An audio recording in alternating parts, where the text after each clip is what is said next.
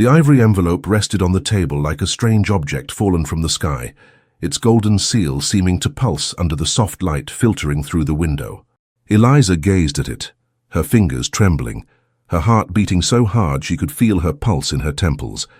At 21, she had never received such an elegant invitation, much less from someone like him. Sometimes, the most significant changes in our lives come disguised as small decisions, her grandmother Winifred often said, as she quilted by the window in that house in Marblehead that smelled of lavender and suspended time. In the small apartment she shared with 2 college roommates in the East Village, the aroma of leftover pot roast and dusty books mingled with the anxiety that envelope provoked. The private messenger had delivered it just 20 minutes ago, pronouncing her full name with a formality that only increased her confusion. Eliza Harrington Morrison, the suited man had said, extending the envelope with a subtle reverence. From Mr. Gideon Blackwood. Gideon Blackwood. A name that resonated in financial papers and in her economics professor's conversations. A 43-year-old man who had transformed small family businesses into empires, respected throughout America for his strategic vision and impeccable reputation in the financial market. The invitation was as improbable as a snowflake in Miami. 3 months ago, in a burst of courage that now seemed absurd, she had sent a business proposal to Blackwood's foundation. An ambitious idea about preserving American artisanal traditions through modern technology. She had sent it without real hope, more as an exercise for herself than as a serious proposal. And yet there it was, an invitation to dine at his penthouse overlooking Manhattan. Eliza approached the chipped mirror hanging in the hallway.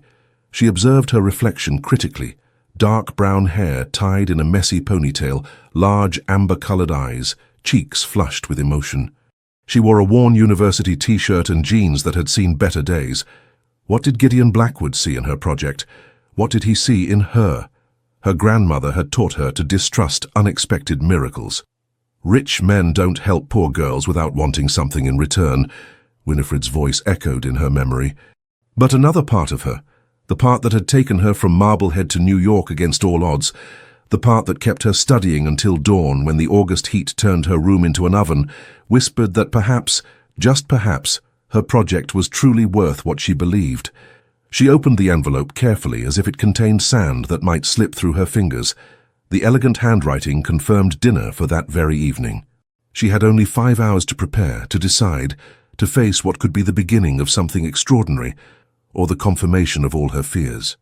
Outside, New York pulsed beneath the November sun, indifferent to the whirlwind of emotions shaking Eliza. The bells of St. Mark's Church rang in the distance, as if marking the beginning of a countdown. The young woman held the invitation against her chest, and for the first time since arriving in the big city, allowed herself to dream without limits. What she didn't know was that tonight, in that penthouse overlooking Fifth Avenue, not only would the fate of her project be defined, but she would begin to discover who she really was and what she was made of. The private elevator ascended 38 floors, while Eliza observed how New York diminished through the glass. She wore the only dress she considered appropriate, simple, navy blue but dignified, a gift from her grandmother for her graduation, carefully kept between sheets of lavender-scented tissue paper. I don't belong here, she thought, as her low-heeled shoes, the only ones she owned, seemed to mock her in the elevator mirror's reflection. But I can't afford to reject this opportunity. The doors opened with an elegant whisper to reveal a space that seemed suspended in the sky. Floor-to-ceiling windows showed Fifth Avenue illuminated like a river of earthly lights, with Central Park glowing in the distance like a green island in an ocean of concrete. The entire penthouse seemed to float above New York, distant and ethereal, like the dreams Eliza only allowed herself to have. "Miss Harrington, welcome." The voice came from a corner of the room, warm and with that slight Boston accent she hadn't expected. Gideon Blackwood advanced toward her with a firm step, but unhurried, as if he had all the time in the world. He was taller than he appeared in newspaper photographs, hair with silver threads at the temples, perfectly combed, an impeccable suit without a single wrinkle, shoes that shone like dark mirrors, but it was his dark brown eyes that captured her, studying her with the same intensity Eliza imagined he used to analyze financial reports. "Mr. Blackwood," she responded, trying not to let her voice betray her nerves. "It's an honor." He extended his hand, a surprisingly simple gesture that momentarily broke the invisible barrier Eliza felt between them. His handshake was firm, warm, without the condescension she feared. "The honor is mine," he said, guiding her to the main window. "I rarely receive projects with such soul." Soul. He hadn't said potential or economic projections or any of those terms Eliza had memorized in her business classes. He had said soul, as if he had read between the lines of her proposal and found something beyond numbers and strategies. "Your project is revolutionary," he continued, serving her sparkling water in a crystal glass that captured the light like a prism. "But you have no idea what you've really created, do you?" Eliza hesitated. Was it a trap?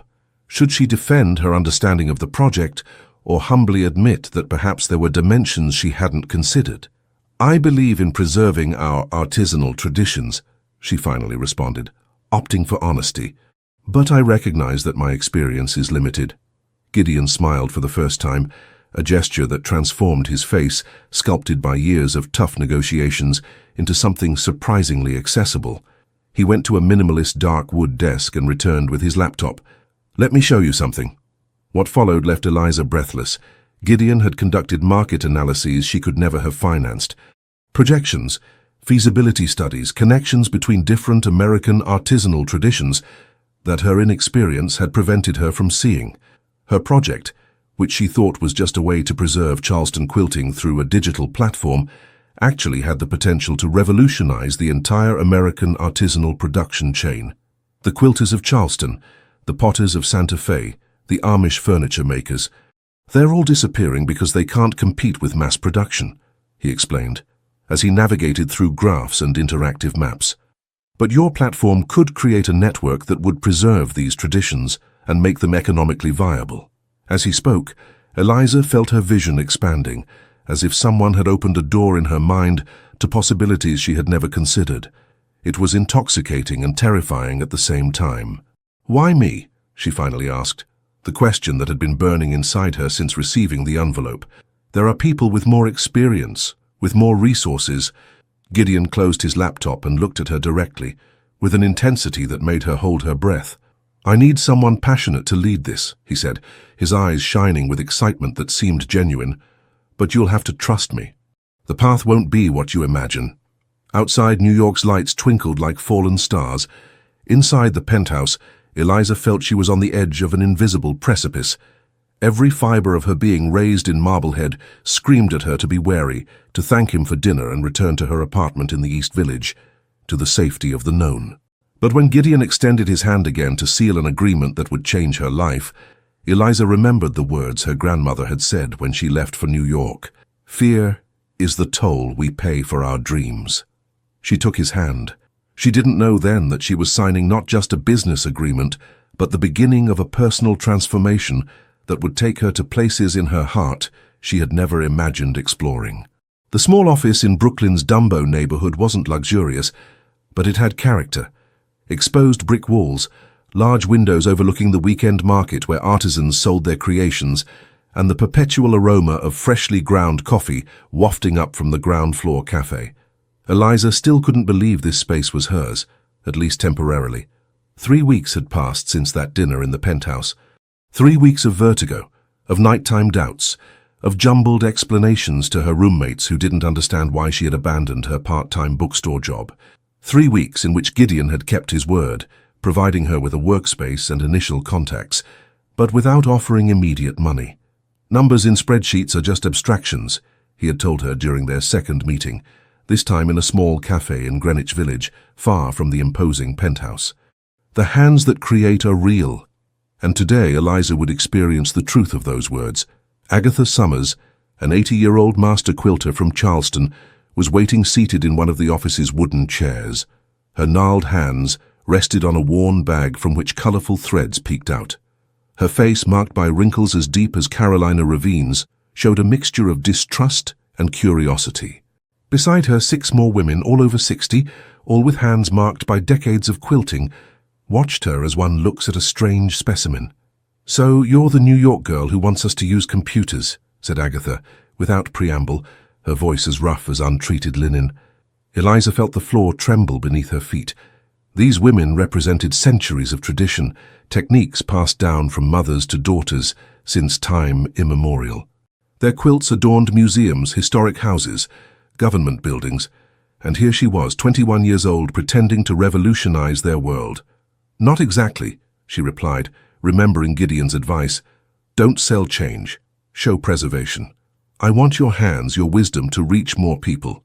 She took out her tablet and showed a video she had prepared all the previous night.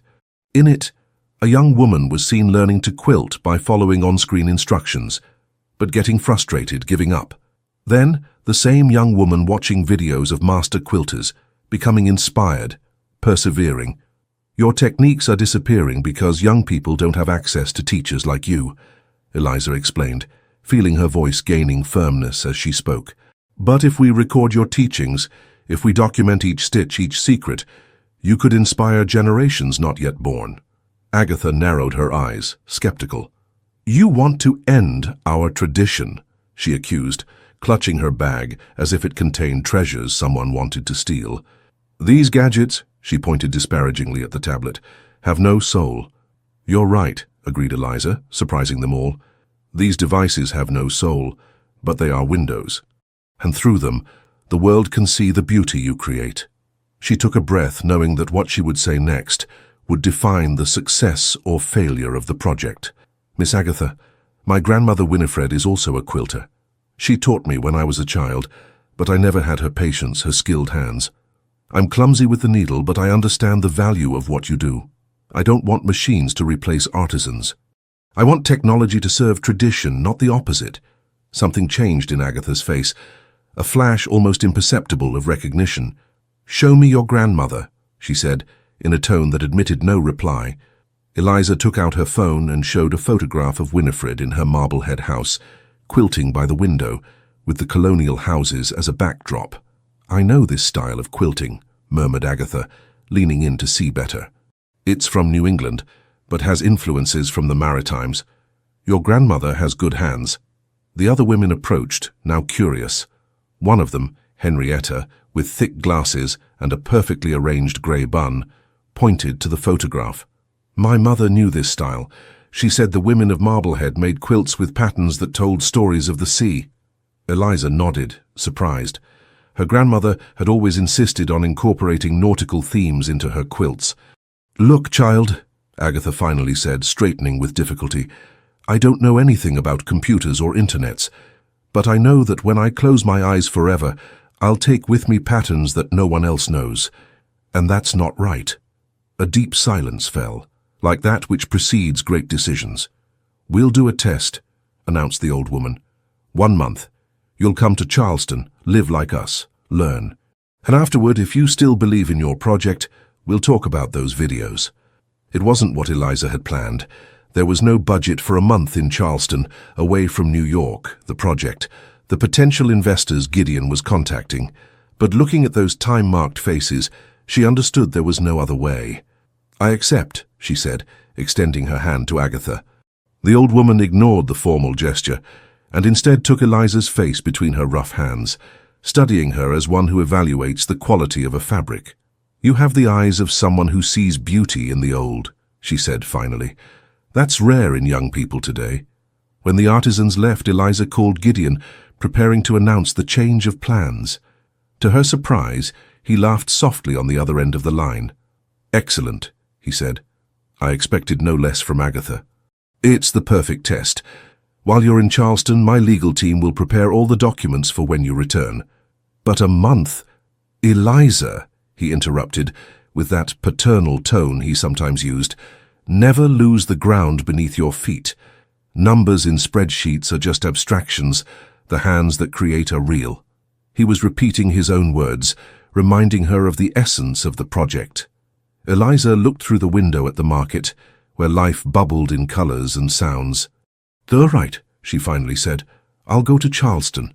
She didn't know then that this South Carolina city, with its narrow streets and its workshops that smelled of lavender and sweet grass, would be the setting for her first great lesson.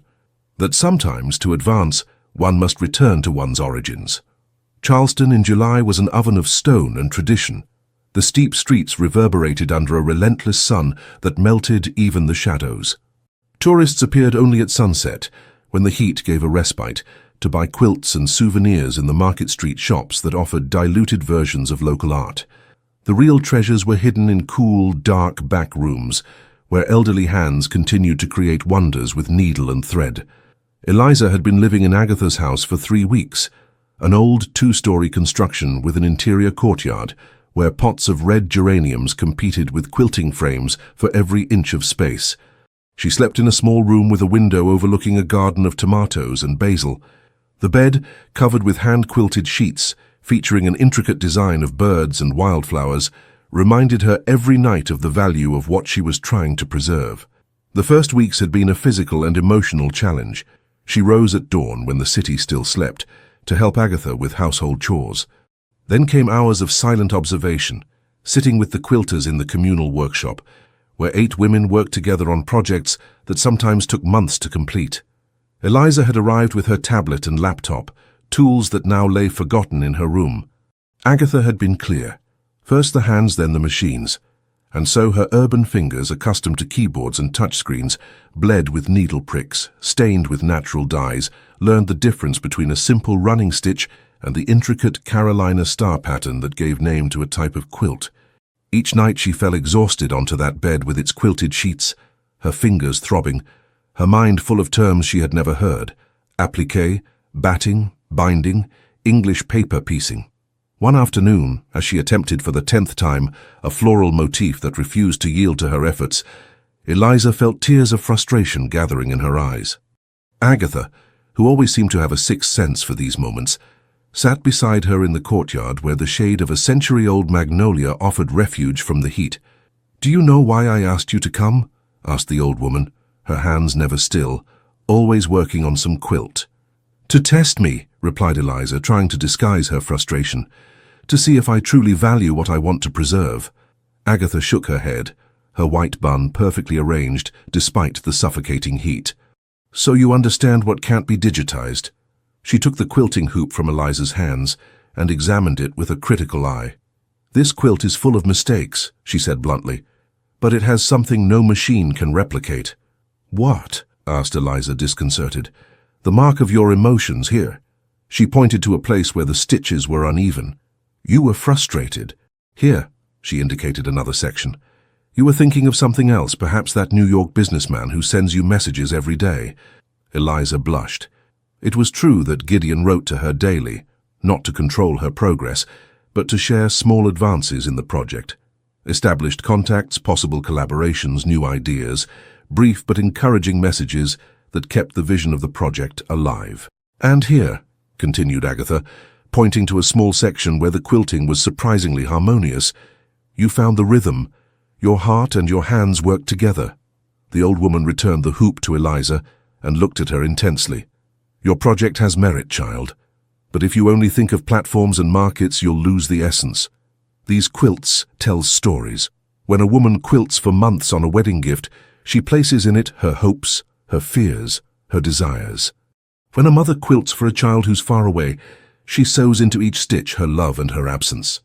Eliza felt something opening inside her, as if she had been looking through a foggy window that suddenly cleared. "I don't want technology to replace this," she said, caressing the imperfect quilt. "I want it to amplify it, to share it with those who could never come to Charleston, to connect the artisans with people who will value their work." Agatha nodded slowly. "Now you're beginning to understand, but something's still missing." She rose with difficulty, her knees protesting after decades of sitting before a quilting frame. She disappeared into the house and returned with a carved wooden box, so old that the carvings had been smoothed by constant use. "Look," she said, opening the box to reveal dozens of small quilted squares, each different from the others. "I made each of these for a special occasion.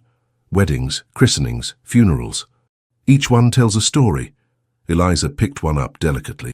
It was exquisite, with a design of open pomegranates and intertwined vines. "I made this when my Harold returned from the war," said Agatha, her voice suddenly softer. "I thought I had lost him." Each stitch was a prayer of thanksgiving. She passed the next squares, each with its story: the birth of her only son, the death of her mother, her niece's wedding. Personal and collective history interwoven in thread and fabric. "This is what your technology must capture," she concluded. "Not just the technique, but the soul." That night, for the first time since her arrival, Eliza turned on her laptop, but not to work on spreadsheets or marketing plans. She began to write the stories she had heard, to photograph the quilts made with her imperfect hands alongside Agatha's masterpieces, to document not just the how, but the why of each stitch. When Gideon's daily message arrived on her phone, she responded with something she hadn't shared before. "I've been thinking all wrong. It's not just about preserving techniques, but about telling stories. Each quilt is a narrative. Each piece has an emotional purpose. We need to rethink the platform. We don't want just catalogues of artisanal products. We want a living archive of emotions and traditions." Gideon's response came almost immediately. "Now you understand the true opportunity. We're not selling crafts, we're preserving humanity." Outside, Charleston slept under a starry sky, oblivious to the small earthquake shaking Eliza's vision. In the distance, the dark silhouette of the Arthur Ravenel Jr. Bridge cut against the horizon like a reminder. The most valuable things have deep roots. August was ending when Eliza returned to New York, transformed not just in her vision of the project, but in something more fundamental.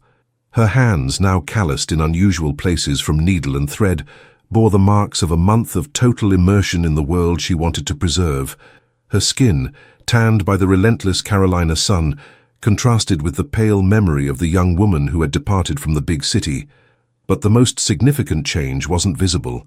It was an inner certainty, a deep understanding of what was at stake. Agatha had bid her farewell with a gift, a small quilted square with Charleston's historic skyline, but with a personalized detail. Eliza's initials intertwined in one corner, next to a small open pomegranate, symbol of abundance and possibility. "So you never forget the essential," the old woman had said, embracing her with surprising strength for her age. "Make your technology serve people, not the other way around." Gideon was waiting for her at the usual cafe in Greenwich Village, a discreet place where the aroma of freshly ground coffee and the constant murmur of conversations created an environment where Eliza felt less intimidated. Unlike his usual impeccable suits, he wore light pants and a blue shirt with sleeves rolled up to his elbows, as if he too had slightly yielded to the city's summer heat. "Welcome back," he said, rising to greet her. "The Charleston sun suits you." Eliza placed a thick folder and her laptop on the marble table. Instead of responding to the formality, she went straight to the point. "We need to rethink the entire project." Gideon's smile expanded, genuine and warm. "I knew you'd say that. Tell me your vision." During the following hour, Eliza explained everything she had learned in Charleston. Not just the techniques, the terms, the processes, but the stories behind each quilt, the connection between the artisan and her creation, the emotional value that transcended commercial value. She showed him photographs, videos, impromptu interviews she had recorded with her phone. She told him about the nights in Agatha's courtyard, listening to stories that went back generations, techniques passed down from mothers to daughters for centuries. "This can't be just a business," she concluded, her voice intense with conviction. "It has to be a bridge between worlds, between past and future, between tradition and technology." Gideon listened without interrupting, his dark eyes following each of Eliza's passionate gestures. When she finally finished, exhausted but energized by her own vision, he remained silent for a moment, as if weighing something important. "There's something I need to show you," he finally said. The cafe had been just the meeting point. Without further explanations, he guided her to his car, a modest Volvo that contrasted with the tycoon image Eliza had constructed. They drove in silence through New York and toward the outskirts, until they reached an apple orchard in the hills surrounding the city. The sunset was painting the landscape in gold and purple, turning the twisted apple trees into dramatic silhouettes against the flaming sky. They walked among the trees until they reached a small stone building, a restored old cider mill, with its enormous grinding stones still in their original place, now converted into a space that blended the rustic and the modern. In the center, a large, solid wood table surrounded by mismatched chairs. "This is my real office," explained Gideon, opening the heavy wooden doors. "This is where I make the decisions that really matter."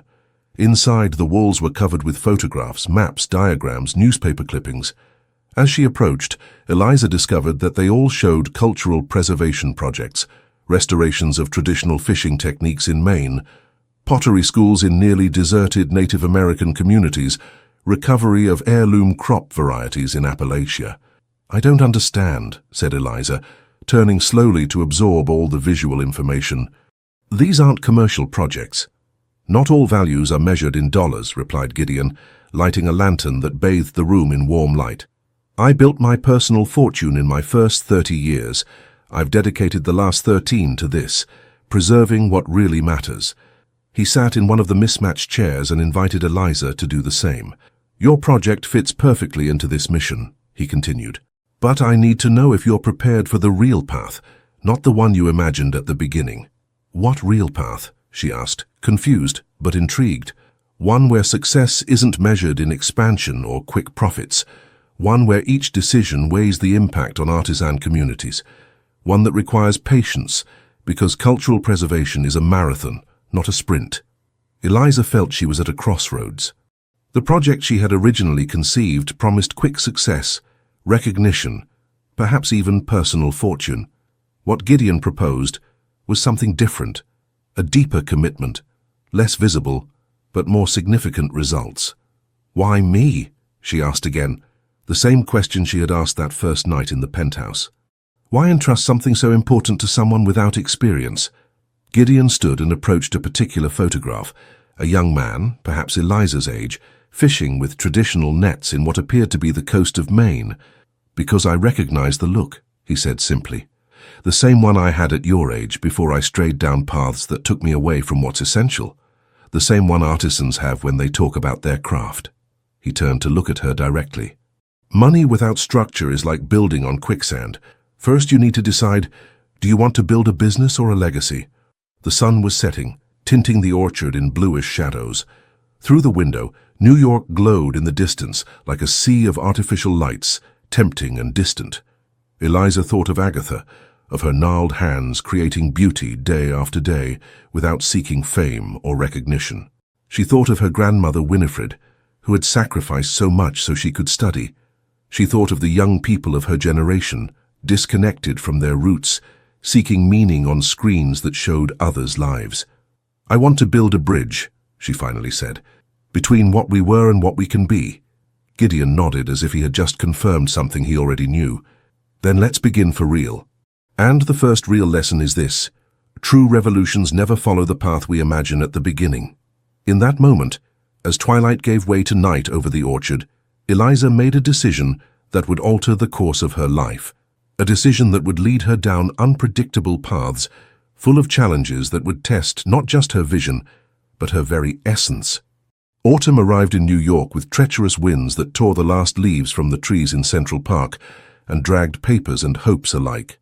For Eliza, the 3 months since her return from Charleston had been an emotional roller coaster. The small team that Gideon had helped to form, 2 programmers, a designer, and an anthropologist specialized in material culture, worked tirelessly in the spacious Dumbo loft that now served as the project's central office. The vision had transformed and expanded. It was no longer simply a commercial platform for traditional crafts, but a living digital archive that documented techniques, personal stories, regional variations, and contemporary innovations. Each piece sold came accompanied by its story. Each artisan had a profile that showed their trajectory, their influences, their hopes. However, October brought the first great storm. A competitor from Seattle, backed by a West Coast tech giant, launched a similar platform. With 20 times more capital, superior technology, aggressive marketing across the country, and impossible promises to artisans, it threatened to crush Eliza's project before it really took off. "They're offering ridiculous commissions," explained Eliza, pacing nervously around the improvised meeting room, where maps of the United States marked with colored pins indicated the artisan communities with which they had established relationships. "They promise international exposure, professional photo shoots, financial advances." Around the table, the small team kept a worried silence. In just 3 weeks, more than half of the artisans who had trusted Eliza's project had migrated to the competition, attracted by dazzling promises and seemingly advantageous contracts. "Even Henrietta from Charleston," continued Eliza, her voice breaking slightly. "She says she can't afford to reject the advance they're offering her." Marcus, the lead programmer, a young man from Philadelphia with tattoos climbing up his arms like digital vines, leaned forward. "We could match some of their offers," he suggested, quickly projecting some calculations on the room's screen. "If we cut our own salaries and—" "We can't compete on those terms," interrupted Gideon, who had remained silent until then, observing from a corner of the room. The last few months had revealed a different facet of the businessman to Eliza. He wasn't the constant mentor she had imagined, appearing each day to guide every decision. Instead, he allowed the team to explore, make mistakes, learn. His interventions were infrequent but precise, like scalpels that went straight to the heart of the matter. "If we enter a price war, we'll lose," he continued. "They have deeper pockets. We need to remember why we started this." He approached the map and pointed to a small red pin that marked Charleston. "Did you start this for the money or for the people?" The question hung in the air like a silent accusation. Eliza felt the weight of all the gazes on her. During the last few weeks, she had proposed increasingly desperate strategies, lowering prices to unsustainability, copying the competition's tactics, abandoning principles in the name of survival. She approached the window. Outside, New York continued its relentless rhythm, oblivious to the small crisis developing in that high-ceilinged loft. In the distance, the towers of Lower Manhattan rose like impassive guardians. "For the people," she finally responded, remembering the faces of Agatha, of the Navajo weavers, of the Shaker furniture makers. "Always for the people." "Then there's your answer," said Gideon simply. "Don't compete where they're strong. Compete where they're weak." "And where are they weak?"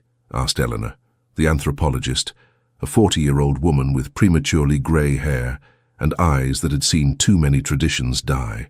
"In authenticity," replied Eliza before Gideon could, an idea forming as she spoke. "Their contracts are transactional. Ours are relational." She turned to face the team, a new energy replacing the desperation of moments before. "They see crafts. We see craftspeople. They offer exposure. We offer community." The following days transformed the loft into a hive of renewed activity. Instead of chasing the artisans who had left, the team concentrated on deepening their relationships with those who remained loyal. Instead of perfect photographs and generic descriptions, they created profound profiles, short documentary videos, stories that connected the past with the present. One afternoon, while reviewing the new approach, Gideon found Eliza on the small terrace of the loft, contemplating the New York sunset that was painting the buildings in terracotta and old gold. "I received an interesting call today," he said, leaning on the railing next to her. "Agatha rejected the competition's offer. She says she prefers to work with people who look her in the eyes, not at her hands." Eliza smiled, the first genuine smile in weeks. "She's a stubborn woman." "Like someone I know," he responded with a half-smile. The silence that followed was comfortable, like that which establishes itself between people who have navigated turbulent waters together and begin to trust in the solidity of their vessel. "I was so afraid of failing them," Eliza finally confessed. "The artisans, you, the team." "Fear is a constant companion in any significant journey," responded Gideon, his gaze lost on the horizon. "The important thing is that it doesn't dictate the course." The October wind ruffled Eliza's hair, bringing with it the aroma of roasted nuts from some nearby street vendor, a reminder that even in big cities, traditions found ways to persist. "Do you know what Agatha told me when I asked why she stayed with us despite better offers?" asked Eliza. Gideon shook his head. "She said, 'Because you don't want to own my art. You want to protect it.'" Gideon's expression changed subtly, a sudden vulnerability crossing his usually composed face. "She's a wise woman," he said simply. Below, New York was beginning to light up, preparing for the night. In the loft, the team continued working, renewed by a clearer purpose, and on the terrace, Eliza felt that something fundamental had changed within her. She no longer sought success as personal validation, but as a vehicle for something greater than herself. The wind continued blowing strongly, but now, instead of threatening to knock her down, it seemed to push her forward. The rain fell relentlessly over New York, transforming Fifth Avenue into a river of black umbrellas and diffused lights. From the window of the cafe where they had agreed to meet, Eliza observed the hurried silhouettes of passers-by trying to escape the downpour. The weather seemed synchronized with her mood, turbulent, unpredictable, charged with contained energy. 5 months had passed since the launch of the rival platform. As Gideon had predicted, the competition built on empty promises and exploitation, disguised as opportunity, was beginning to show cracks. The artisans were returning, some embarrassed, others furious with themselves for having yielded to the temptation of quick gains that never materialized. But the reconstruction process was slow and painful. Each returning artisan required long conversations, renewed guarantees, practical demonstrations of commitment. Eliza had personally visited each workshop in forgotten towns of Appalachia, each studio in southern villages perfumed with jasmine. She had consumed countless cups of bitter coffee in chipped mugs, listened to life stories that made her cry, slept in inns where the beds were as hard as their inhabitants' circumstances. The tinkle of the bell announced Gideon's arrival. He shook his umbrella at the entrance and advanced to the table, his elegant figure contrasting with the modest ambiance of the neighborhood cafe. "Sorry for the delay," he said, sitting across from her. "The traffic with this rain?" Eliza nodded, too tense to respond. A blue folder rested on the table. Gideon looked at it curiously but didn't ask. He waited patiently while the waitress served him a black coffee. "Everything all right?" he finally asked when they were alone again. Eliza pushed the folder toward him. "I found this on the Foundation's server. I was looking for the original contracts of the Amish artisans and came across an untitled folder." Gideon made no move to touch the folder. His face remained impassive, but something changed in his eyes. "I see," he said simply. "Is it true?" asked Eliza, the words coming out more abruptly than she intended. "All this, am I just a redemption project for you?" The folder contained digitized newspaper clippings, legal documents, photographs. The story of Fiona Blackwood, Gideon's only daughter, now living in London without any contact with her father. The reports detailed how, 3 years ago, there had been a complete rupture when he tried to control every aspect of her life, imposing a vision of the future that didn't align with her own dreams. Fiona, now 22, close to Eliza's age, was also a social entrepreneur, also dreamed of preserving the traditions of her native New England. The estrangement had occurred when he tried to control every aspect of her life, imposing his visions without listening to the real dreams she carried. Outside, lightning momentarily illuminated the cafe, projecting dramatic shadows on Gideon's face. The thunder that followed seemed to underline the tension palpitating between them. "Yes," he finally admitted, his voice slightly choked, his Boston accent more pronounced with emotion. "Initially I saw her in you. Your project reminded me of Fiona's dreams, the same dreams I destroyed by trying to control her. But that's not why I continued. I continued because you're extraordinary in your own right, because your project has real value, because I learned that my role wasn't to mold you in my image, but to help you become the best version of yourself." He took a sip of his coffee, giving her time to process his words. "At some point, during these months, you stopped being an echo of someone else and became completely who you were always meant to be." Eliza felt as if something was breaking inside her. For months, she had built an image of Gideon as a disinterested mentor, almost paternal. Now that image was crumbling like a house of cards. "Why didn't you tell me?" she finally asked. "Would you have accepted my help if you had known?" he replied. The answer was obvious. Her pride, her desire to be valued for herself and not as someone else's shadow, would have made her reject any association. "We all have complex motivations, Eliza," continued Gideon, his voice softening. "We seek redemption. We try to correct past mistakes. We project hopes onto new beginnings. That doesn't mean the relationships we form are less real." Outside, the rain was beginning to subside. Persistent drops hit the glass with less intensity, like thoughts losing strength. "Have you tried to contact her?" asked Eliza, surprising herself with the question. "Fiona." Gideon lowered his gaze to his coffee, the first gesture of real vulnerability she had seen him show. "Every month. Letters, emails, even a trip to London last year. She doesn't want to know anything about me. And I can't blame her." Eliza thought about her own relationship with Winifred, her grandmother. Not always easy, often tense due to different expectations, but founded on a love that transcended disagreements. She couldn't imagine a rupture so complete, so painful. 3 years is enough time to heal wounds, she said softly, and perhaps she needs to know that you've changed, that you've learned. Gideon raised his gaze, surprised by the direction the conversation had taken. You're not angry?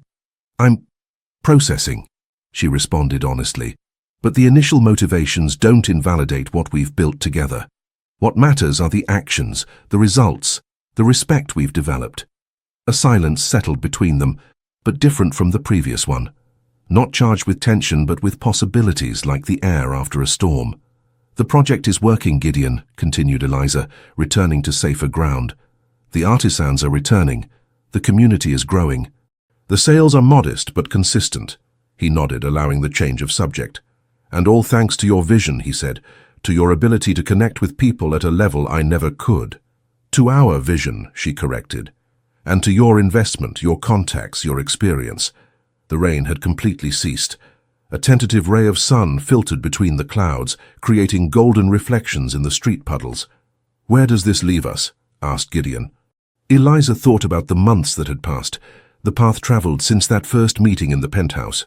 She thought about the artisans who trusted her, the team she had formed, the vision that had transformed but never lost its essence. In an honest place, she responded. I'm no longer the insecure girl who trembled holding your invitation, and you're not just the unreachable businessman I imagined. We're real people, with complex histories trying to do something meaningful. Gideon smiled, a genuine smile that transformed his usually serious face. That seems like an excellent place to continue. Outside, New York was shaking off the last drops of rain. A faint rainbow was drawing itself over the old rooftops, barely visible but promising. Like the truth, sometimes painful, but always in the end, liberating. New York Presbyterian Hospital gleamed under the relentless November sun, its white walls returning the light with blinding intensity. In room 307, Eliza remained seated next to the bed where Gideon rested, connected to monitors that emitted rhythmic and reassuring beeps. The curtains were partially closed, creating an environment of protective penumbra against the exterior heat. 12 months had passed since that first meeting in the penthouse, 12 months of constant transformation, of overcome challenges, of small victories that built a path to something meaningful. The project, now officially baptized as Threads of Memory, directly employed 50 artisans in New England, the South and the Southwest, and sustained another 100 indirectly. The digital platform counted 5,000 active users who not only bought crafts but participated in virtual workshops, learned ancestral techniques, connected with creators. And then, amid that constant but controlled growth, the unexpected, Gideon had suffered a heart problem during a visit to artisans in Santa Fe. Nothing fatal, but serious enough to demand prolonged rest. You should be at the office, not here wasting time, he said, his voice weaker than usual but preserving that slightly ironic tone he used when he wanted to disguise deeper emotions. We have the meeting with the New York distributors this week. Eliza smiled, unnecessarily adjusting the hospital sheet. The distributors can wait, and the team is perfectly capable of continuing without us for a few days. Without us. The phrase felt strange on her lips. During the last year, she and Gideon had developed a complementary work dynamic. He contributed business experience, contacts in the financial world, long-term strategic vision. She provided genuine connection with the artisans, the sensitivity to translate tradition into contemporary language, the tireless energy to travel to forgotten towns across America. They'll want to renegotiate the terms, insisted Gideon, trying to sit up and being stopped by a firm gesture from Eliza. They always try when they smell weakness. There is no weakness, she responded with a confidence that surprised even herself. There's a solid team and a clear value proposition. If they try to take advantage of your absence, they'll demonstrate that they're not the partners we need. Gideon studied her attentively, as if evaluating something important. You've changed, he finally said. We all change. Not all for the better, he replied, reclining again against the pillows. Some of us become harder, more cynical. You've become stronger without losing your essence. A comfortable silence settled between them, broken only by the constant beep of the monitors and the distant murmur of the hospital functioning. Outside, New York was sweltering under the Indian summer, but inside that room time seemed suspended. I need you to take the reins completely, Gideon finally said. Not for a few days. For at least 3 months. Eliza felt the floor move beneath her feet. 3 months? The doctor was very clear this morning when you went out for coffee. I need complete rest. No stress, no meetings, no business decisions. The news fell like a stone on Eliza's shoulders. 3 months. Just when the project was entering its most critical phase, with pending negotiations with distributors in New York, Chicago, and Boston, with the planned expansion to Canada, with new product lines that combined traditional craftsmanship with contemporary design. I can reschedule some things, she began, her mind already calculating adjustments to the calendar, priorities to reorder. Postpone important decisions until— No, Gideon interrupted her firmly. Nothing is postponed. The world doesn't wait, especially not in business. He looked at her directly with that intensity he reserved for crucial moments. You've outgrown the need for guidance, Eliza. Now you must walk alone. But the negotiations with Bergdorf Goodman, the Boston investors, the expansion to Toronto— You'll do all that, he said simply. With the team, of course, but the final decisions will be yours. Eliza stood and walked to the window, slightly parting the curtain to look at the blazing New York November. The city stretched before her, relentless in its constant rhythm. She felt vertigo, not from the height, but from the responsibility that had just fallen on her shoulders. What if I make mistakes? She asked, her voice barely audible. Gideon's soft laugh made her turn around. You will, no doubt, he responded. The question isn't if you'll make mistakes, but how you'll respond to them. The initial fear was beginning to yield to something different, a strange mixture of anticipation and determination. She remembered that day in Charleston when Agatha had given her her first personal quilting hoop, saying to her, "Now you'll quilt your own path." Then she had felt the same vertigo, the same mixture of terror and possibility. "I'll be at my country house in Vermont," continued Gideon. "You can always call if there's a real emergency, but you'll be surprised how few true emergencies there are." Another silence ensued, this one charged with unspoken words, unconfessed fears, unverbalized, but felt trust. "Agreed," Eliza finally said, returning to sit next to the bed. 3 months, but with one condition. Gideon raised an eyebrow, intrigued. "That you use this time to write to Fiona," she said, remembering the distant daughter in London. "And not to ask forgiveness or to try to explain, just to tell her what you've learned, who you are now." A shadow crossed Gideon's face, so brief that anyone else would have overlooked it. But Eliza had learned to read those micro-expressions, to interpret the silences as much as the words. "It's a fair deal," he finally said. "I face my fears while you face yours." When Eliza left the hospital that afternoon, New York received her with a gust of hot air that smelled of reheated asphalt and possibilities. The weight of total responsibility was like an overloaded backpack, uncomfortable but necessary for the journey ahead. In her bag, her phone vibrated with messages from the team waiting for instructions, from artisans inquiring about orders, from potential distributors requesting meetings. The world didn't wait, as Gideon had said, and she, for the first time, felt she was ready to answer its call. The meeting room at the Plaza Hotel shone with an opulence that made Eliza feel like an intruder, despite the carefully chosen suit and the heels that elevated her 5 centimeters above her usual height. In front of her, 3 executives from Bergdorf Goodman awaited her response, their faces inscrutable like wax masks. The proposal they had just presented to distribute the products of Threads of Memory in their stores across the country floated between them like a tempting mirage. "We sincerely appreciate your interest," began Eliza, her voice firm despite the knot in her stomach. "However, there are elements in your proposal that don't align with our fundamental mission." The most senior of the executives, a 60-year-old man with hair perfectly dyed an impossible black, leaned slightly forward. "Miss Harrington, our offer is extremely generous considering that your company," the last word pronounced with a slightly condescending tone, "is practically unknown to the general public." Eliza nodded, recognizing the truth in his words without allowing them to intimidate her. "Financial generosity is not our only criterion," she responded. "Point 3 of your proposal suggests a standardization of sizes and designs to facilitate store display. That directly contradicts our commitment to artisanal authenticity." The 3 men exchanged barely perceptible glances, They didn't expect resistance, much less well-articulated arguments. The mass market requires a certain predictability, intervened another of the executives, a younger man with designer glasses and a Manhattan accent. Consumers expect consistency. Our clients don't seek industrial consistency, replied Eliza. They seek the unique mark of the artisan. Each piece tells a story, and that story includes its particularities. The negotiation continued for another hour. Eliza yielded on points she considered negotiable: delivery deadlines, labeling formats, shared marketing strategies. But she remained firm on the fundamentals: the integrity of the artisanal work, fair prices for the creators, the explicit recognition of each artisan by name on the labels. When a tentative agreement was finally reached, subject to the drafting of formal contracts, Eliza went out to the street feeling simultaneously exhausted and electrified.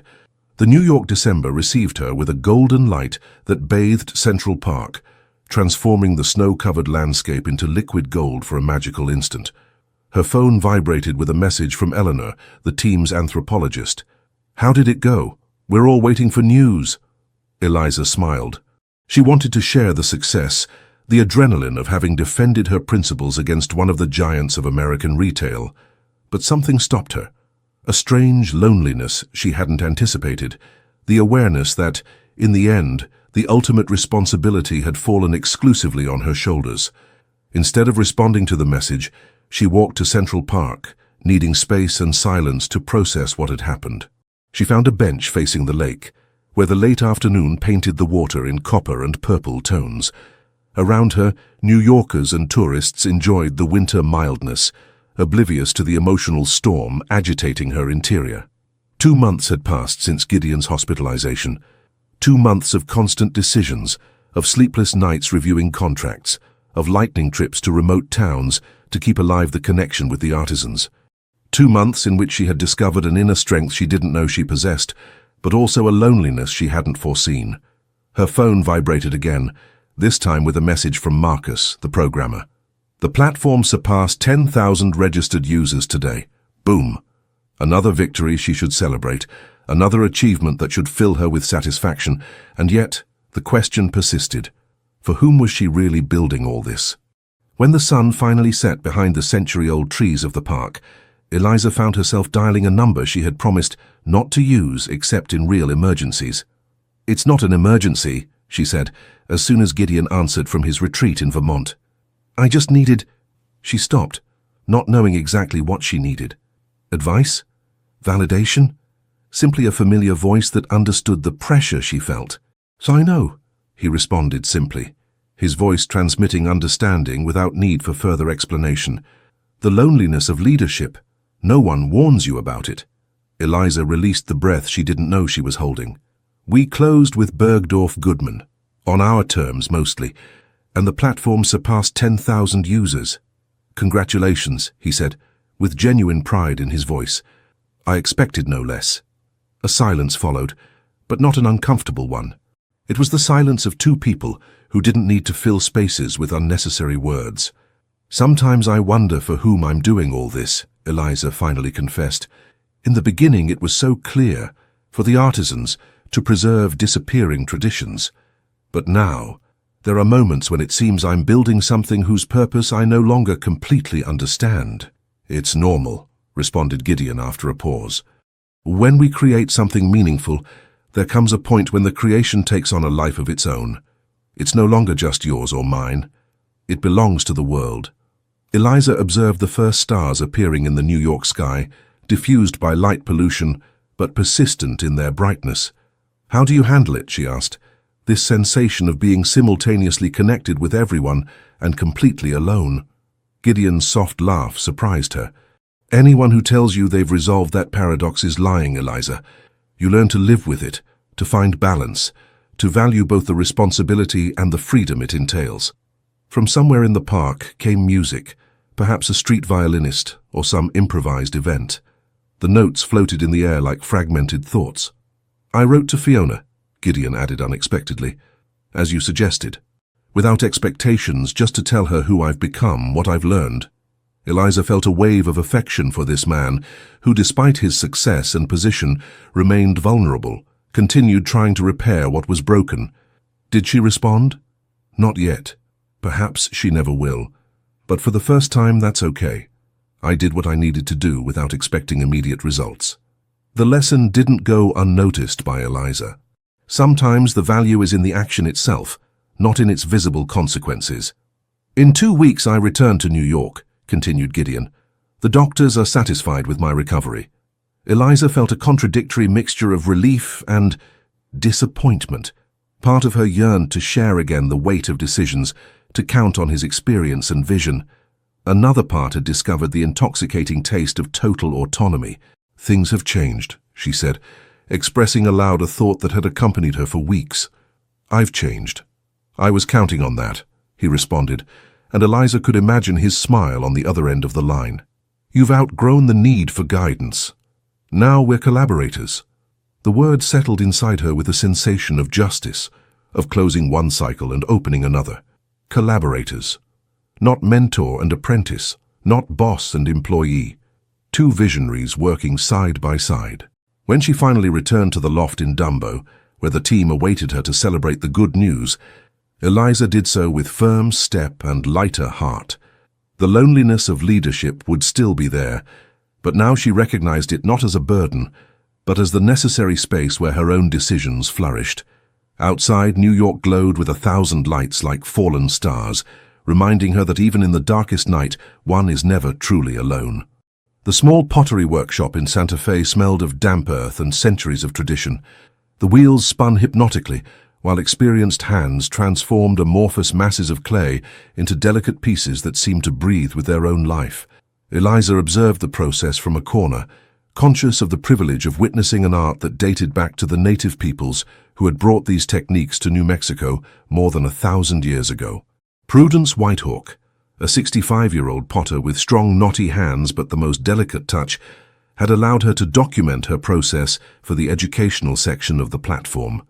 With her always impeccable grey bun and her apron worn by decades of use, the woman represented the perfect fusion between resistance and fragility that Eliza had learned to value in these artisans. Each piece has a critical moment, explained Prudence, while her hands danced over the spinning clay. An instant when it's most vulnerable. If you press too much, it collapses. If you don't press enough, it never reaches its ideal form. Eliza nodded, recording with her phone while Eleanor, the anthropologist, took notes. The metaphor didn't go unnoticed by either of them. The Threads of Memory project was going through precisely that critical moment. After 2.5 years of constant work, it directly employed 200 artisans in various regions of America and sustained another 500 indirectly. The digital platform counted 50,000 active users in the United States, Canada, and was beginning to expand to other countries. It preserved century-old techniques while creating dignified jobs in rural zones threatened by depopulation, but growth brought with it new challenges.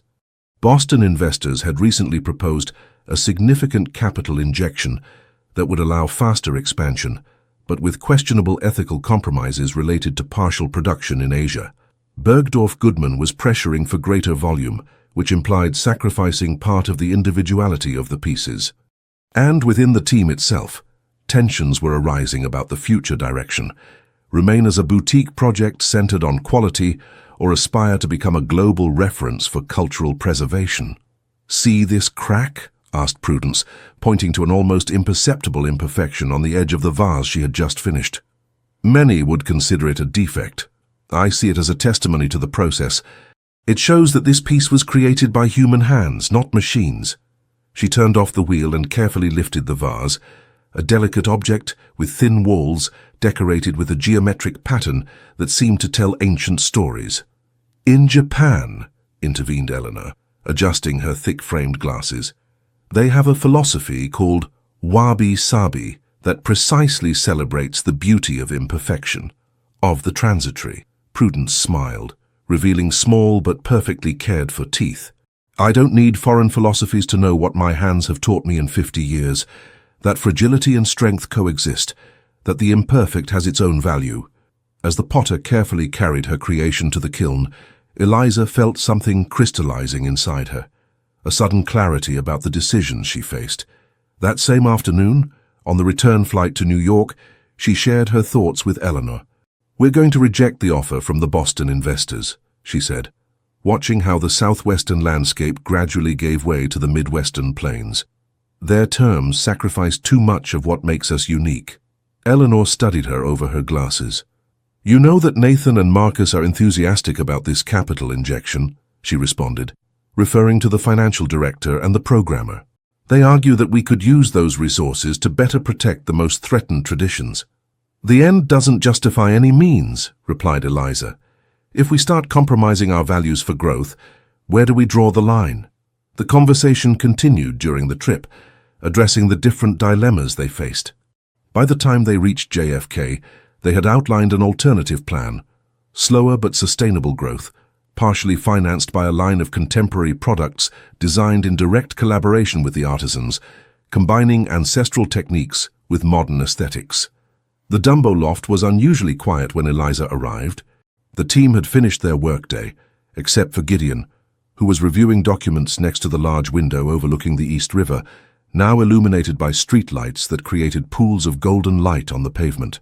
Since his return from Vermont 4 months ago, their relationship had evolved as he had predicted. They were no longer mentor and apprentice, but true collaborators.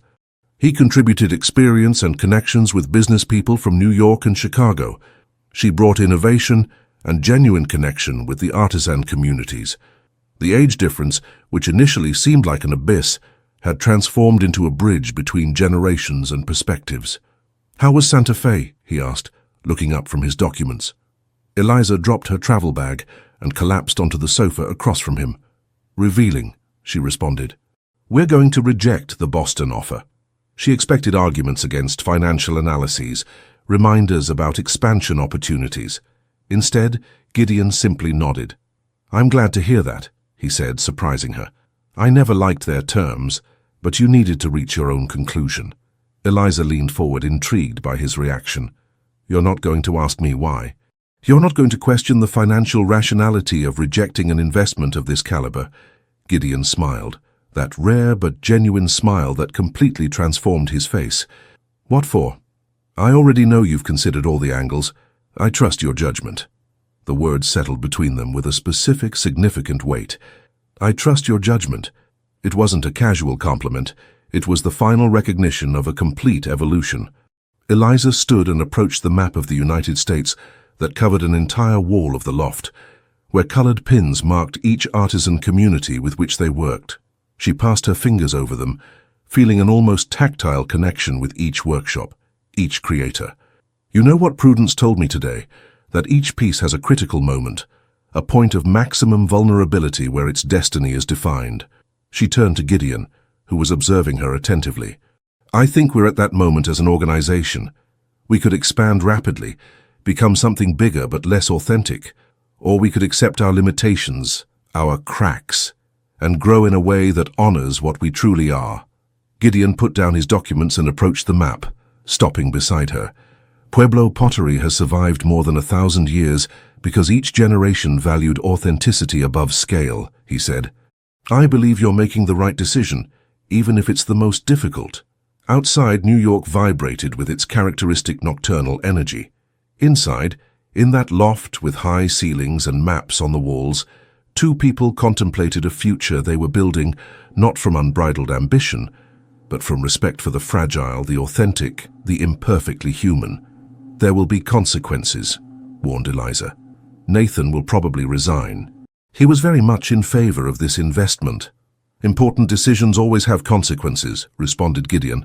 "What matters is being able to live with them, knowing you honored your fundamental values." Eliza nodded, feeling simultaneously the weight of responsibility and the lightness of clarity. Like that Santa Fe pottery, apparently fragile but surprisingly resistant when valued for what it truly was. JFK Airport was bustling with the chaotic energy typical of a Sunday afternoon. Eliza consulted the arrival screen again, confirming that the flight from London had just landed. Her heart beat with a mixture of anticipation and nervousness that reminded her of that day almost 3 years ago when she first held the ivory envelope with the golden seal. Much had happened since then. The Threads of Memory project had overcome crises grown organically, found its place in the complex ecosystem where tradition and modernity intersected. After rejecting the Boston investment, they had developed their own sustainable growth strategy. Some people had left the team, unable to align themselves with this less expansive but more authentic vision. Others had arrived, attracted precisely by those values. And now this moment that seemed taken from a novel, she waiting at an airport for a woman she had never met, but whose existence had indirectly altered the course of her life, Fiona Blackwood. The message had arrived a week ago, brief but forceful. "I'll be in New York on Sunday. I'd like to meet you, if that's possible for you, of course." Eliza perfectly remembered Gideon's face when she showed him the message. The initial incredulity, the contained hope, the barely disguised fear. 3 years of monthly letters without response. And now this unexpected contact, but not with him directly, rather with her. The international arrivals door opened to allow a new group of passengers through. Eliza scrutinized the faces, looking for those familiar features she knew only through photographs. The same dark eyes as Gideon, the determined chin, the natural elegance in movement. And then she saw her. Fiona walked with the confidence of someone who knows their own worth, pulling a small black suitcase. At 25, she combined her father's intensity with something completely her own, a luminous vitality that contrasted with Gideon's characteristic sobriety. She dressed simply but elegantly, dark jeans, white shirt, a structured camel-colored blazer. Her black hair, long to mid-back, was tied in a low ponytail. Eliza raised her hand timidly. Fiona recognized her immediately. They had exchanged photos by email to identify each other, and headed toward her with determined step. "Eliza Harrington," she said by way of greeting, her English accent perfectly intact despite the years in London. "We finally meet."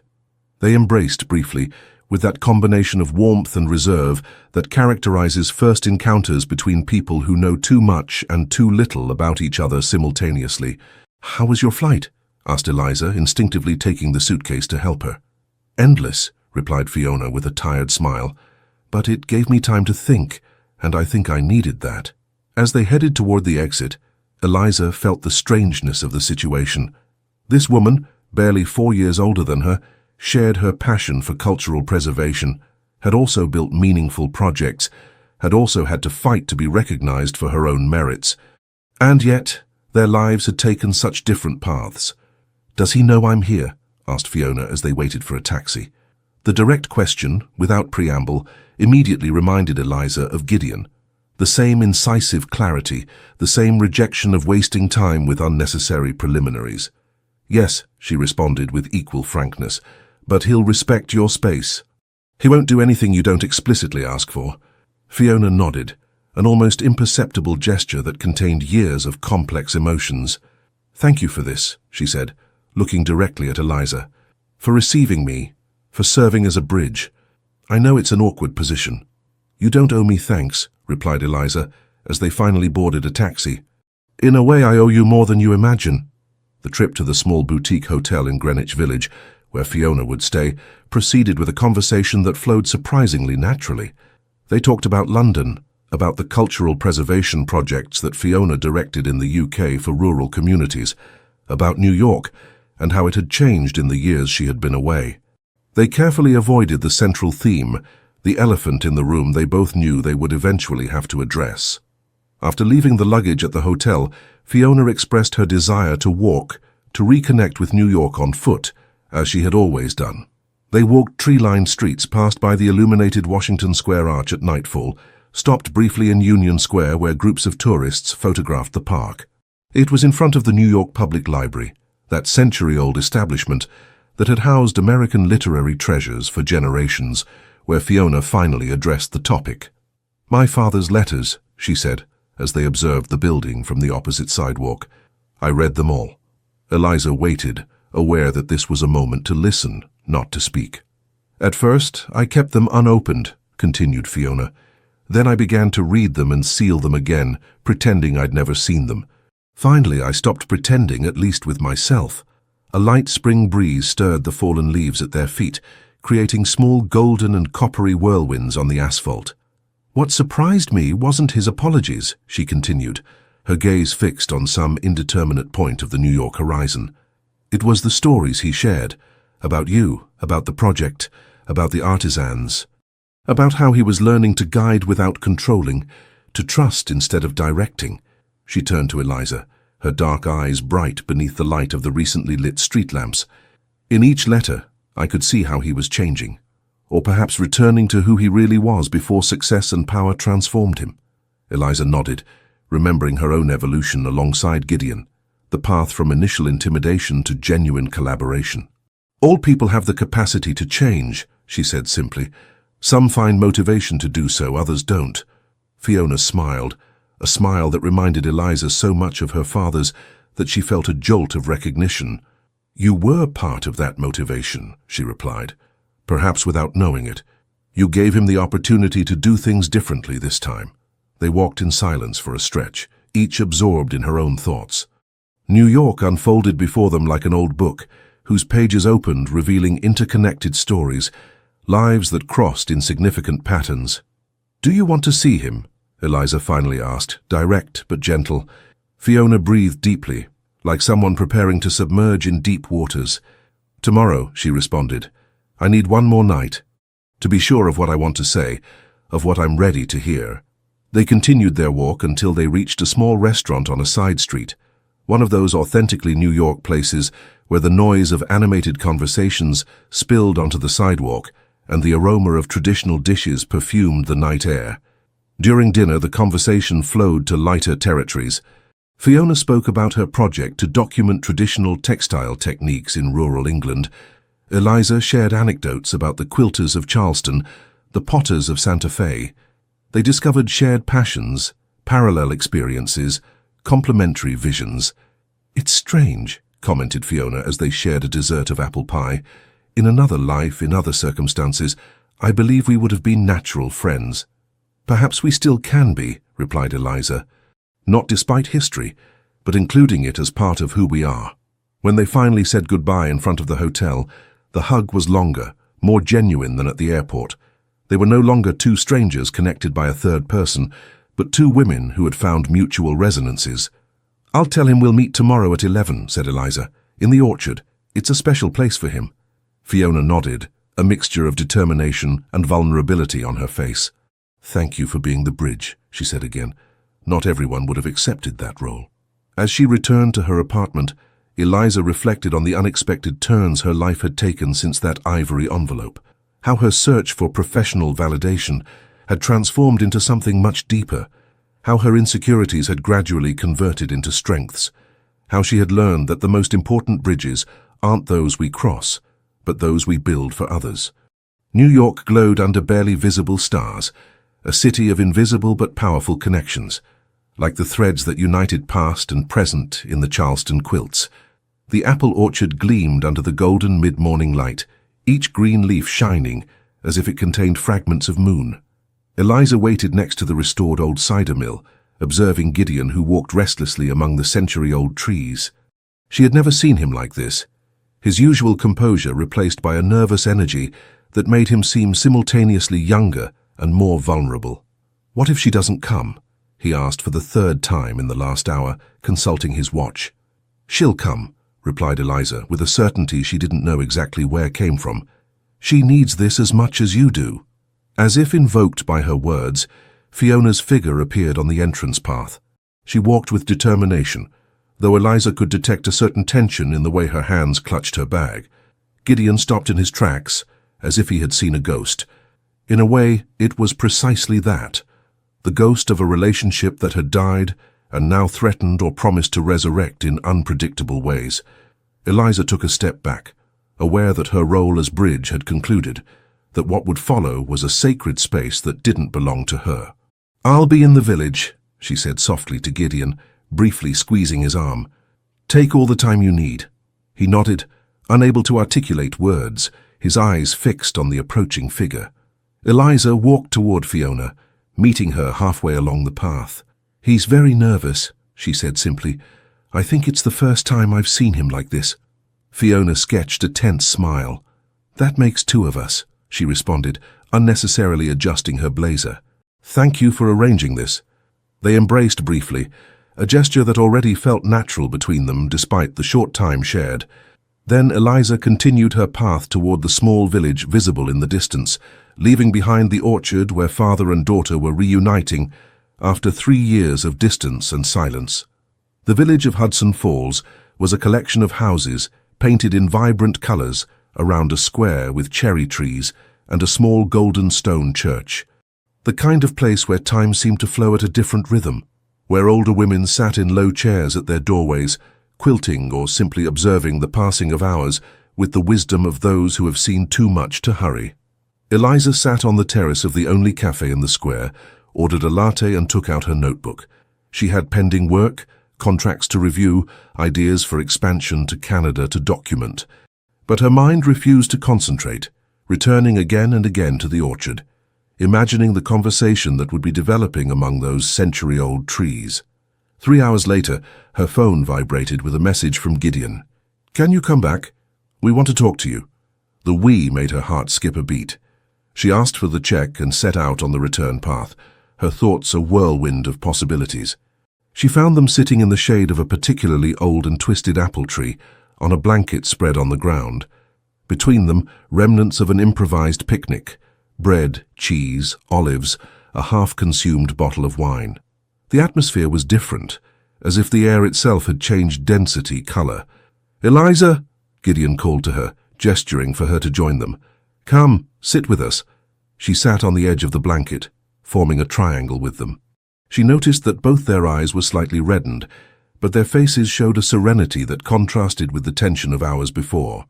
"I was telling my father about your visit to London," said Fiona, serving her wine in a paper cup. "About how you wrote to me 6 months ago, asking for an opportunity to learn about my work with rural textile communities." Eliza took the cup, surprised by the turn of the conversation.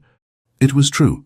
She had contacted Fiona half a year ago, after discovering her project through a specialized magazine. But she had done it as director of Threads of Memory, for purely professional reasons, without mentioning Gideon or her relationship with him. "Your project was fascinating," she responded honestly.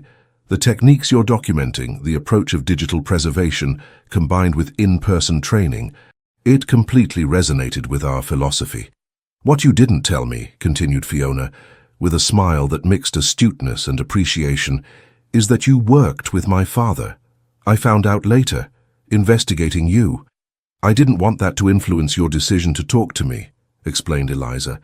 "I wanted the contact to be based on the merits of the work, not on other connections." Gideon observed the exchange with an expression Eliza hadn't seen before, a mixture of paternal pride and something more complex, almost reverential. "I was telling Fiona," he intervened, "that your way of approaching her perfectly represents why our project worked. You've always prioritized integrity over the easy shortcut." Eliza felt a warmth rise to her cheeks, uncomfortable with the direct praise, but recognizing the truth in his words. She had never mentioned Gideon in her communications with Fiona, respecting the complexity of that broken relationship, and yet, perhaps precisely because of that, she had ended up becoming the unexpected bridge between them.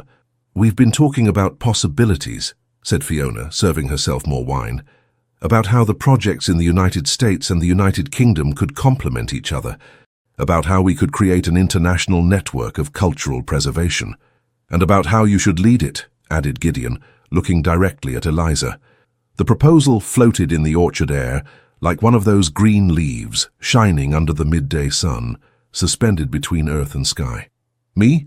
asked Eliza, genuinely surprised. "But Fiona has more experience with rural communities, and you have the strategic vision and the contacts. And you have something more valuable," interrupted Fiona. "The ability to extend bridges between worlds that seem incompatible, between tradition and technology, between generations, between people who had lost the ability to speak to each other." Gideon nodded, taking the relay. "You've outgrown the need for guidance, Eliza. What began as a project of an idealistic young woman has become a vision that transcends borders. And not because I taught you, but because you discovered your own path." Eliza kept silent, processing what she was hearing. She thought of that first day in the penthouse, of her insecurity, of how her hands trembled as she held that invitation. She thought of Agatha and her teachings in Charleston, of Prudence and her pottery in Santa Fe. She thought of all the women who had trusted her, who had opened the doors of ancestral workshops to her, who had shared secrets passed down for generations. "It's too big for one person," she finally said. "That's why it should be a real collaboration," responded Fiona. 3 perspectives, 3 generations, 3 different but complementary experiences. The wind stirred the branches of the apple trees, creating a murmur that sounded almost like approval. In the distance, New York gleamed under the midday sun, a city of contrasts and possibilities that now seemed closer than ever. "What do you say?" asked Gideon. "Shall we build something together that transcends what any of us could achieve individually?" Eliza looked at father and daughter, united again through a project that had begun as her personal dream, but now belonged to something greater. She thought of the artisans, of traditions on the brink of extinction, of the invisible but powerful threads that connected past and future. "I say we have work to do," she finally responded, a smile expanding on her face like the light filtering through the green leaves of the orchard. And so, under those century-old trees, 3 different people united by a common vision raised their cups in a silent toast to what would come, a future woven with threads of memory, strengthened by authenticity, embellished by the imperfections that made it genuinely human. The Metropolitan Museum's American wing gleamed under the spring light filtering through its glass roof, creating a play of light and shadow over the artisanal pieces strategically arranged throughout the space. The exhibition Threads of Memory, Hands That Create, Stories That Endure was inaugurating today, culminating 3 years of work, challenges, falls, and ascensions. Eliza toured the space one last time before the official opening, ensuring that every detail was perfect. Charleston quilts hung like colorful banners next to black and white photographs of the hands that created them. Santa Fe pottery gleamed on illuminated pedestals, accompanied by videos showing the century-old process of its elaboration. Shaker furniture, Native American baskets, New England glasswork. Each region, each technique, each personal story had its space. And at the center, as the symbolic heart of the exhibition, an interactive installation allowed visitors to explore the digital platform that had grown to connect artisan communities from the United States, Canada, and now the United Kingdom and other countries. "It's magnificent," said a familiar voice behind her. Eliza turned to find Winifred, her grandmother, who observed the space with eyes bright with pride. At 78, erect and elegant in a dark blue dress she had quilted especially for the occasion, she was a living bridge between generations. "You look beautiful, Grandma," replied Eliza, embracing her. "I'm so glad you could come." Winifred had spent her entire life in Marblehead, refusing to travel even when Eliza moved to New York to study. That she was here today in the big city was a testimony to the impact the project had had, even on people most deeply rooted in their traditions. "I wouldn't have missed this for anything," said the old woman, gripping her granddaughter's arm as they advanced through the exhibition.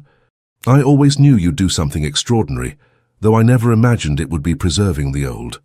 Eliza smiled, remembering how, years ago, she had considered traditions as something restrictive, like chains that limited her potential. What irony that she had found her path precisely by honoring those roots, weaving bridges between the ancestral and the contemporary. "I didn't betray my roots, Grandma," she said, repeating the words that Winifred had said to her on her first visit to the project. "I amplified them." The old woman nodded, squeezing her hand with surprising strength for someone her age. "And in the process you found yourself." They continued touring the exhibition until reaching a section dedicated specifically to the quilts of Marblehead and surroundings. There, in a prominent place, hung a frame with the small quilted square that Eliza had made during her stay in Charleston, with all its errors and imperfections. "Why exhibit this?" asked Winifred, pointing to the piece with curiosity. "It's not the work of a master." "Precisely because of that," responded Eliza, "it's testimony to the process, to how traditions are transmitted, learned, evolve. Each mistake tells a story." A commotion at the main entrance indicated that the first guests were beginning to arrive.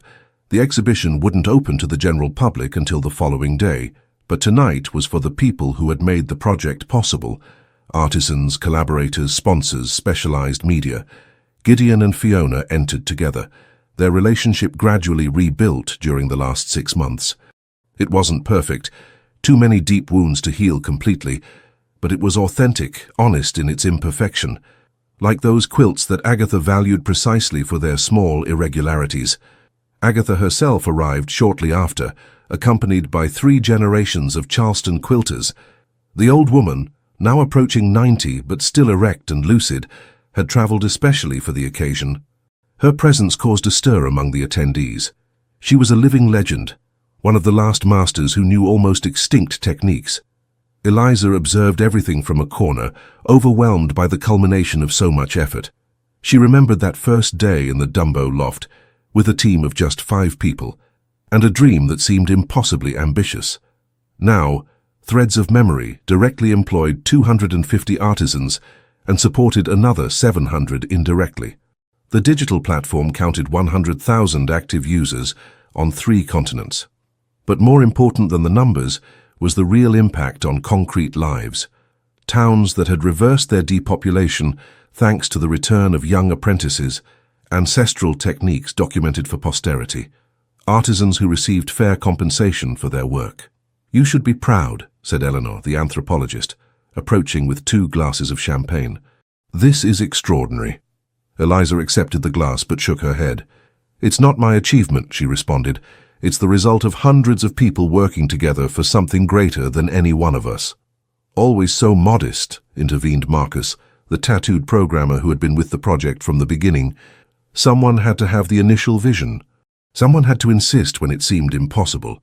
At 8 o'clock, Gideon tapped his glass, requesting attention for the official speeches. As founder, it was his turn to speak first. However, after climbing onto the small podium, he surprised everyone. "Normally at these events the old man speaks first," he said, provoking laughter among the audience.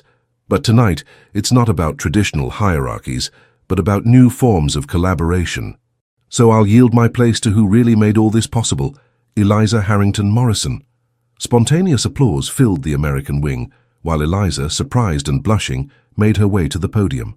Under the golden light of the New York sunset filtering through the glass, she observed the gathered faces, artisans with hands calloused by decades of work, young apprentices with eyes bright with possibilities, investors who had trusted in an unconventional vision, journalists who had followed the evolution of the project. "3 years ago," she began, her voice finding firmness as she spoke, "I received an unexpected invitation that changed the course of my life. But what I didn't know then was that I wasn't beginning a project. I was starting a journey to discover the invisible but powerful connections that unite us across time, cultures, and generations." As she continued her speech, Eliza felt a strange sensation of fullness. It wasn't the pride of having arrived at some final goal, but the satisfaction of being exactly where she needed to be, doing exactly what she needed to do. As Prudence had explained to her about the perfect pottery, not that without defects, but that where each element is in its exact place, fulfilling its specific purpose. In concluding, she raised her glass to the gathered artisans. "To the hands that create, to the stories that endure, to the bridges between what we were and what we can be." The toast resonated in the luminous space, mixing with the applause that followed. Among the crowd, Eliza searched for and found her grandmother Winifred's eyes, who nodded with a mixture of pride and confirmation, as if saying, "This is what you were always meant to do." Outside, New York was beginning to light up as the sun set behind the skyscrapers. Inside the American wing, past and present dialogued in perfect harmony, like threads of different colors that, interwoven with wisdom, create a tapestry more beautiful than the sum of its parts. Marblehead slept under a mantle of bright stars, so visible in this town away from the light pollution of Boston that they seemed within reach. In the main square, empty at this hour except for some stray cat slipping between shadows, the colonial houses of vibrant colors created a play of chiaroscuro under the full moon. Eliza walked in silence beside her grandmother Winifred, their steps resonating on the cobblestones like echoes from other eras. 2 weeks had passed since the successful inauguration of the exhibition at the Met. 2 weeks of recognitions, interviews, new opportunities that opened like spring flowers. But tonight wasn't about public success. It was about returning to origins, closing circles, honoring paths traveled.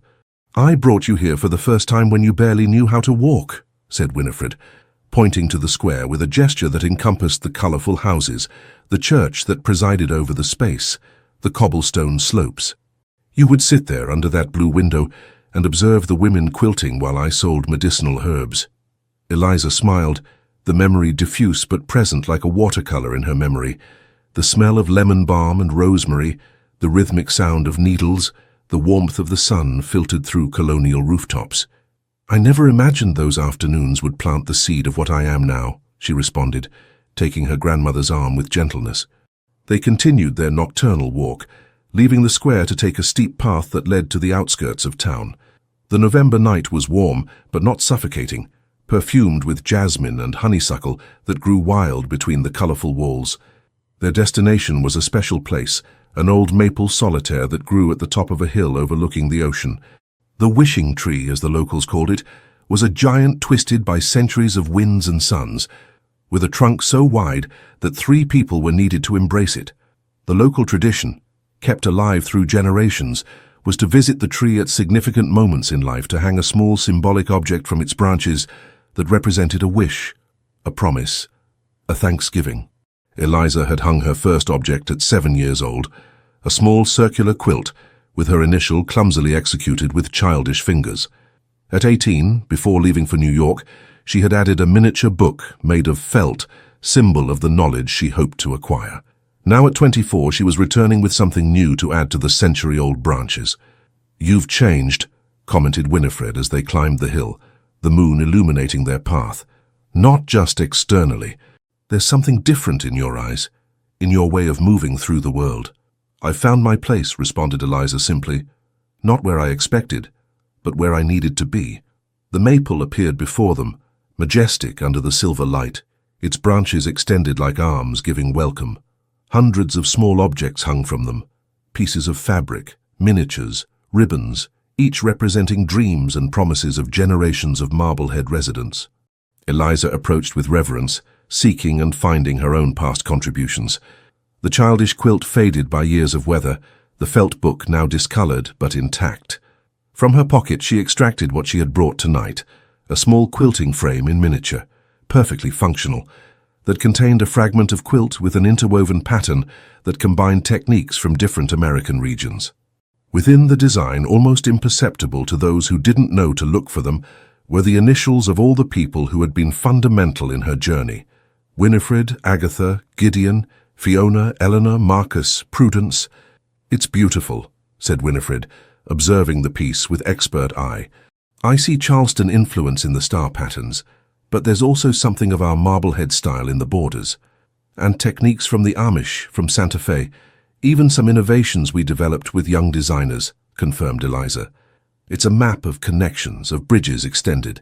Carefully she hung the small quilting frame from a branch at eye level, where the moonlight illuminated it perfectly. The night wind made it spin gently, creating a play of shadows on the ancient trunk. "What is the wish that accompanies your offering?" asked Winifred, following the tradition. Eliza contemplated the tree, its roots deeply buried in New England soil, its branches extending toward an infinite sky. "It's not so much a wish as a commitment," she responded, "to continue building bridges between tradition and innovation, between generations, between cultures that believe themselves distant but share invisible threads." Winifred nodded, a smile softening the wrinkles of her face tanned by decades of northeastern sun. "When you were small, you were always worried about living up to expectations," she said, her voice loaded with memory. "Now you understand that it's not about reaching heights imposed by others, but about finding your own path and traveling it with integrity." They sat on a flat stone next to the tree, contemplating the nocturnal landscape. The ocean that extended until merging with the horizon, the scattered lights of neighboring towns, the star-studded sky that seemed to narrate ancient stories. "Do you remember what I told you the day you left for New York?" asked Winifred. "Fear is the toll we pay for our dreams," recited Eliza, the phrase engraved in fire in her memory. "I repeated it every night during my first months in the city when everything seemed overwhelming. There's a second part of that saying I never told you," continued the old woman. And courage is simply deciding that the dream is worth more than the fear. Eliza took her grandmother's hand, rough but warm, hands that had created beauty for decades while raising an orphaned granddaughter alone. "Thank you for teaching me to value our roots without getting trapped in them," she said, emotion making her voice hoarse, "for showing me that honoring the past and embracing the future aren't opposite paths." "You made the journey, child," responded Winifred. "I just showed you the starting point." They remained silent for a long time. Grandmother and granddaughter united by blood and shared experience, by invisible but powerful threads that neither time nor distance could break. In the distance, an early rising rooster prematurely announced the dawn, although the horizon remained dark. "It's time to return," finally said Winifred, incorporating herself with the surprising agility she conserved at her age. "Tomorrow you have a plane to catch, a world to continue transforming." Eliza stood in turn, casting a last glance at the miniature quilting frame that now formed part of the living tapestry of the maple. It wasn't a farewell, but a promise of continuity, a recognition that circles don't really close. They expand, creating new patterns, new possibilities. As they descended the hill, the first indication of dawn began to tint the horizon in a pale pink, almost imperceptible. A new day arriving with its promise of beginnings, of stories to be written.